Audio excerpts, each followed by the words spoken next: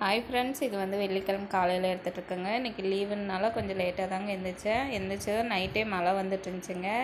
வாசல் தொளிச்சு கோலம் போட்டு விட்டுட்டு சாம்பாருக்கு பருப்பு வேக வச்சுட்டேங்க. இன்றைக்கி பொங்கல் செய்யலான்னு சொல்லிட்டு பச்சரிசியும் பாசிப்பருப்பு ஊற வச்சுட்டேங்க. ஒரு அடுப்பில் பாலை வச்சு விட்டுட்டேன். பருப்பு வெந்ததும் சாம்பாருக்கு தாளித்து விட்டுட்டேங்க.